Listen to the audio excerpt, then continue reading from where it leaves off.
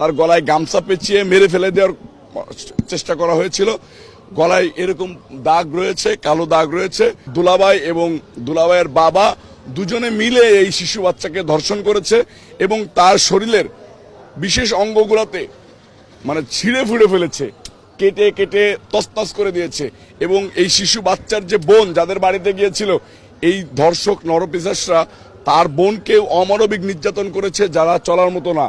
এই শিশু বাচ্চার শরীরের তাপমাত্রা এখন খুবই বেশি। মাহে রমজান মাস, মনটা খুবই খারাপ। আমরা কালকে যখন বাচ্চাটা মাগুরার থেকে ফরিদপুর মেডিকেলে আনলো, ফরিদপুর মেডিকেলে আনার পরে এই বাচ্চাদের পারিবারিক অবস্থা এতই খারাপ যে তারা অ্যাম্বুলেন্স করে ঢাকাতে নিয়ে আসবে সেরকম প্রেক্ষাপট নাই। আমি যখন শুনতে পাওয়ার সাথে সাথেই অ্যাম্বুলেন্সের টাকা পাঠিয়ে দিয়ে অ্যাম্বুলেন্স করে এনে এখানে ভর্তি করেছি। কালকে সারা রাত আমরা এখানে ছিলাম। আমরা এটার জন্য রাস্তায় আন্দোলন বের করছি, 24 ঘন্টার আলটিমেটাম দিয়েছিলাম প্রশাসনকে। 2টা আসামি গ্রেপ্তার হয়েছে, তাতেও মনটা ক্ষান্ত হচ্ছে না। আমরা এই যে শিশু বাচ্চা আসিয়াকে এখন দেখতে গিয়েছিলাম, এই বাচ্চাটা আইসিইউতে আছে এখনো। স্বাভাবিকভাবে মানুষের জ্ঞানের মাত্রা যেটা 15 থাকে, এই শিশু বাচ্চার জ্ঞানের মাত্রা এখন 8-এ আছে। মৃত্যুর সাথে পাঞ্জা লড়তেছে মুমূর্ষু অবস্থায়। তার অপারেশনগুলো হয়েছে কিন্তু তার এখনো জ্ঞান ফেরে নাই। ডাক্তার আশঙ্কাজনক অবস্থায় আছে। তার মা এবং পরিবারের সবাই ভেঙে পড়ছে। আমরা সান্ত্বনা দেওয়ার চেষ্টা করতেছি।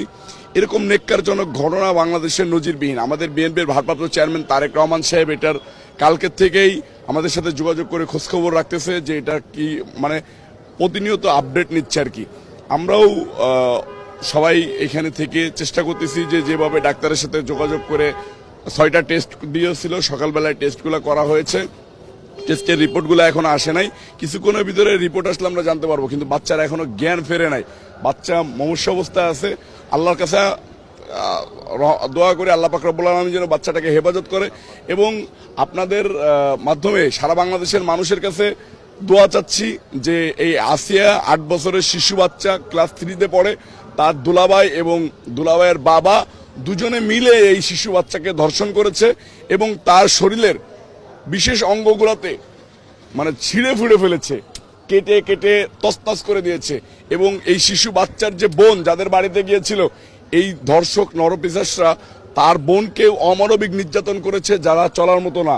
এই শিশু বাচ্চার শরীরের তাপমাত্রা এখন খুবই বেশি, জ্বর আর কি, যেটা বলা যাচ্ছে। শরীরে এই জ্ঞানহীন অবস্থাতেই তার শরীরে প্রচন্ড পরিমাণে জ্বর। চিকিৎসকরা বলতেছে যে ভাই, যেহেতু শিশু বাচ্চা, তার গলায় তাকে মেরে ফেলা দেওয়ার জন্য চেষ্টা করা হয়েছিল। এরকম দুর্ঘটনা ঘটানোর পরে, ধর্ষণের মতো দুর্ঘটনা ঘটানোর পরে তার গলায় গামছা পেঁচিয়ে মেরে ফেলে দেওয়ার চেষ্টা করা হয়েছিল। গলায় এরকম দাগ রয়েছে, কালো দাগ রয়েছে।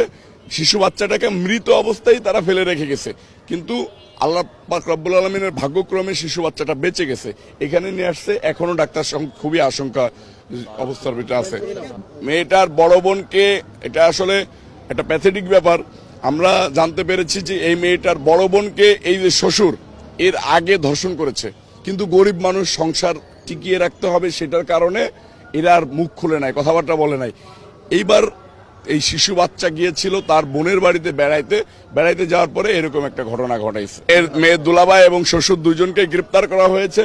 পরিবারের লোক তাদের ফাঁসি দাবি করতেছে এবং তারা বলতেছে এত বেশি অমানবিক নির্যাতন করছে এতদিনে, যেটা ভাষায় প্রকাশ করার মতো না। ভিশনের ফুলঝুরি মেগা অফারে ফ্রিজ কিনলেই পাচ্ছেন 16 পিসের আকর্ষণীয় গিফট বক্স একদম ফ্রি।